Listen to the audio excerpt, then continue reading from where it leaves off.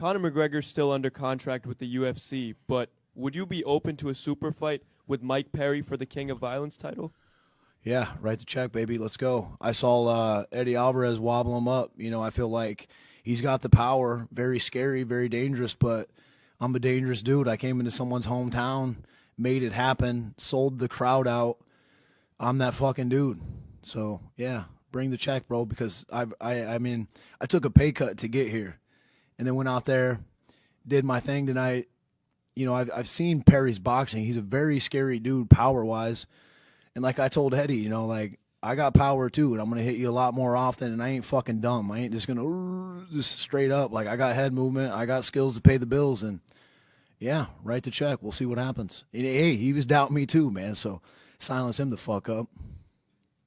And with that Conor fight, Dave Feldman comes back here, says Conor comes up to him, says, I want that Jeremy Stephens fight next. So what are your thoughts there? You fighting the Irishman? Oh, Cocaine Conor. He's got a long path, bro. It's all good promotion. Love it. Love to come in there right in front of his face, have him doubt me. I felt like Feldman and him were up against me. Like, everybody was up against me, bro. I came to another city. I mean, to feel this type of resolve, like Adesanya said, bro, like, everybody doubted me. Everybody had me out. Like, up in someone else's city, took out another king. He said I wasn't a champion, but it ain't fucking hardware that makes you a champion. It's heart. It's grit, it's resilience, it's persistence, it's fucking willing to take a pay cut to make a delusion a reality. And I think, I bring my pain to purpose. You guys don't know what the fuck I've had to deal with to get here. And you'll never know. But it feels fucking good, dude. It feels good to be in this moment. Dave Melanger, Sports Talk Philadelphia. Even though the Philadelphia fans were against you this whole week, do you have a whole new respect for the city of Philadelphia, especially fighting in here for the first time? Absolutely. My dad is 38 years in the company. I'm 38 years old, and that's at Lofredo Fresh Produce in Des Moines, Iowa. He's a blue-collar worker. And I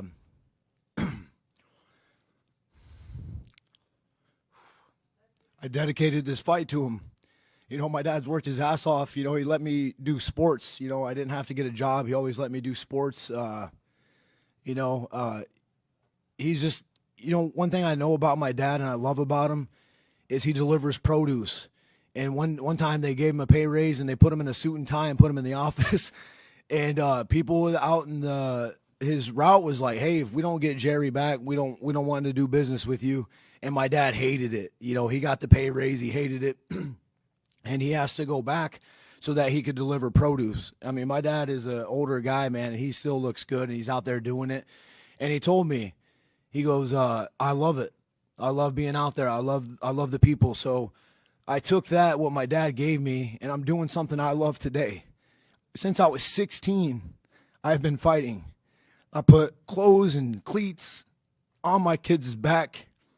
My grandfather, dude, who's in heaven with my grandma now, smiling down. And, he invited me to a bar at 16 years old. I don't know a nephew, a cousin that I would be like, hey, do you want to come fight a grown man at 16?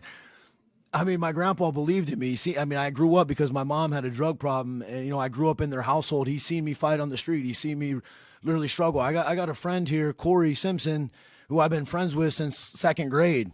I beat somebody up in second grade who was a fifth grader when we were kids, bro. I've been fighting for a long fucking time. It's really what I love to do, just like my dad, man. I'm here for purpose, passion, and I'm bringing this fucking pain to this darkness and bringing it into light. It's time to get paid. It's time to get paid.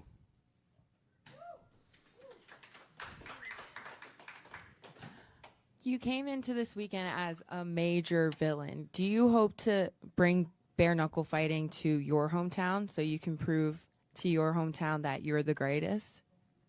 It's a lot of pressure, probably fighting under your hometown, but Des Moines needs it. I've been screaming it for years to Dana White, but, after I got arrested in 2012, he's like, I won't even fly over that fucking state, because they just gave him so much shit. But 5-on-5 is, if you throw a dart in the middle of the U.S., it lands on the bullseye. That's Des Moines, Iowa. It's the heart that pumps this nation.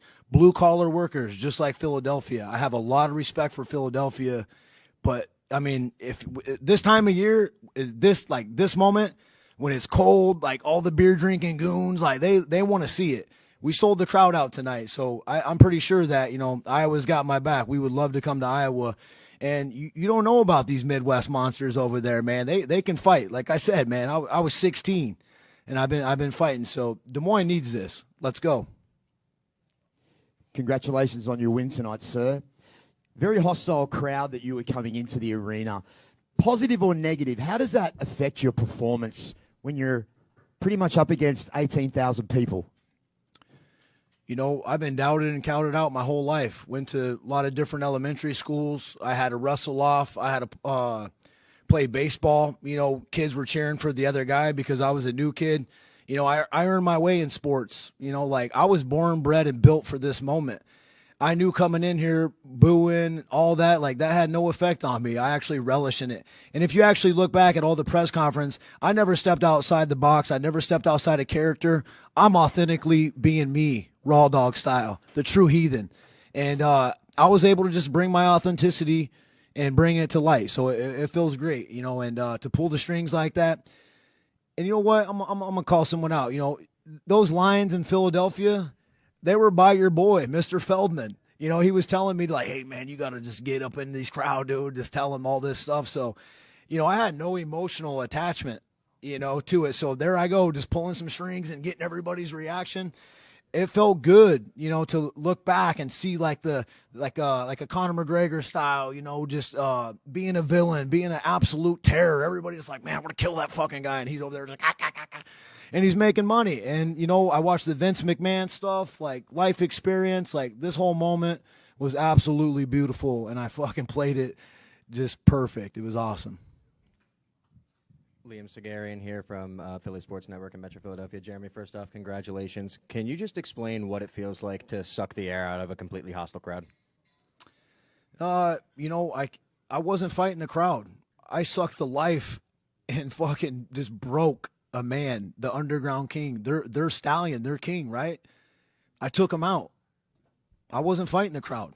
I was literally I was proving something to myself. Like I said, bro, the 16, the out of the UFC, to leaving there, to the PFL, to the losses. Like I said, man, no one's lost more than me, but no one's put themselves back more than me. I'm showing up fast. I'm showing up hard hitting and still making moves. Like I fell in love with this boxing. My coach Adrian, my team, my people. I really fell in love with this boxing process. I've been in this different mix, and it's kind of been like a resurgence in my career, falling in love, because boxing's a different game. A lot of MMA guys and some people close to me, they don't really put a lot of respect on boxing. I'm sparring professional boxers, so tonight I felt like I was in there with a AAA guy. I told you, he's old, he's slow, he's stiff. I know he was doubting me. You thinking I'm going to come into like some crowd like you're going to scare me, bro? You don't know what the fuck I've been through. And I wasn't fighting the crowd. I was fighting just myself. Like it was me versus me. And I came in fucking mentally monster style, and I proved it to myself. And it just, this moment, I'm telling you, bro, no one deserves it more than me. Jeremy, Doug from Enterprise Sports here. Congratulations, first off, on the win. I think everybody kind of wants to know, who's your dream opponent? Butt Cheeks McGregor. That's the one. That's the money fight, bro. I mean, but I've been telling you guys, bro, like think about calf kicks when there was MMA. No one gives me respect for the calf kicks. I took a motherfucker out with calf kicks. Like, put some respect on my name, bro. And then he got knocked out by Poirier. I got power. I got calf kicks. But when it comes to bare knuckle, bro, no one's beat me. A lot of people say that, but no one's beat me in this fucking game, bro. And I would love a shot to prove it. I'll go to Ireland. I love those crowds, man. And you know what? They respect me over there. I've been over there. They show me mad love. Motherfuckers be buying my grandma and us food, drinks. Like, hey, man, you're a fucking legend. You a legend. So, I mean, bro, the Irish fans are probably the greatest fans in the world. So there would be nothing more than I would love to go over there and wreck somebody again, dude. I'll make him quit. Crazy Kevin here. I just saw Joe Pfeiffer. He had some comments towards you. I'm curious what you kind of thought about those comments and what kind of the beef was all about between you two. Well, I think he got his feelings hurt about what I said. If you ever read the 4 agreements, don't take it personal. And Joe Piper couldn't carry my jock strap 34-time vet, 36-time weigh-in vet. Look at my highlight tape. Let's see where he's after 10 fights, in the UFC. Let's see where this guy can really make it. You can talk all the shit and say what you want, but I shut his boy down, shut his team down. Look at my fucking highlight. 34-time vet, 36-time weigh-in vet in the UFC. No one does it better, bro. And I'm the one who left UFC. You know what I'm saying? Like, I could still be doing it. And I see some of those guys at my age, still fighting, like I used to kind of get mad, like when I was like sitting back, like, man, I can still fucking be there. I can beat these guys. But I made my own path. That motherfucker can't carry my jockstrap. That's real shit. Let's see where he's at in a couple years. Like, for real. I want to challenge him and be like, hey, where you at after even 15 fights, bro? Let's see if you can fucking make it like a big dog. That's me. Hey, congratulations. Beating Eddie in the fashion you did and having Conor call you out, do you feel like you will finally get the respect you deserve? And is the hate for Philadelphia real? Man, I did it for me, bro. I don't need no one's respect. Like I said, bro, I've been in the darkness. I got 70 messages, text messages. I've been knocked out before. No one fucking called me. Not my mom, not my dad, nobody. I've been in the darkness, so I had something to prove to myself. No offense, but fuck everybody. They all went against me. You know what I'm saying? I feel like Eminem. I'm a piece of white trash. I say it proudly. Like, fuck everybody, bro. Like, that's the attitude. That was the attitude. But I love fighting here in Philadelphia, man. Like, everybody's been cool. Like, the staff, like, everybody behind the scenes. Like, some people did have my back. I got some money on you, rooting for me. And that's tight. I made my man some money back there. I know that. So I need a pizza. All right. We got one more back here for Jeremy Stevens. Hey, Jeremy, tonight you and Ben Rothwell were both longtime UFC fighters. You got to see Ben become a world champion tonight. You look great at 165 today.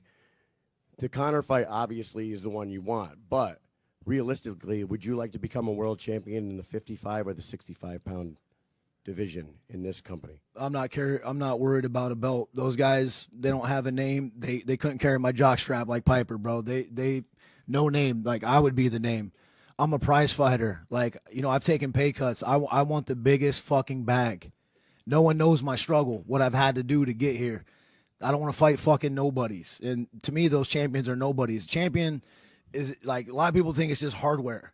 I wore this shirt because he said I wasn't a champion. Champion's right here, bro. And I just fucking proved it. I'm the best in the world when it comes to this game. And I'm only getting better. I'm telling you, bro, look at my highlight tape from back when I was a young kid. Stiff. I couldn't even throw a fucking head kick. I remember one time my father-in-law was like, why don't you throw head kicks? So I was like, oh, I'll slip. But really, I was like, man, my hip flexors. Like, I really, like, grown into it. A person, like Charles Darwin said, it's not the strongest or the smartest. It's the person willing to adapt to change. Over these years, no one's fucking done it like me. I'm looking fast. I'm looking smooth. I got footwork. I got feints, bro. And I got a lot of skill. It's like an onion.